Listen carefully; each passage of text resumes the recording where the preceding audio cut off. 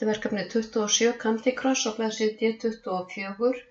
Ég er búin að taka fyrir lið númer 1, að leita og finna, breyta töflu í tölvu og síðan útbúið forsíðu, farið hérna í Insert og Cover Page og veljið útlitið Facet og skrifið inn í reitina tölvuleikur, tölvuleikjamarkaðurinn þenst út, nafn skóla og önn og nafn kennara. Getið líka haft aðeins meira bil hérna á milli ef þið viljið, íta bara á enter eða shift og enter, nafnið ykkar og áfangi og hópur.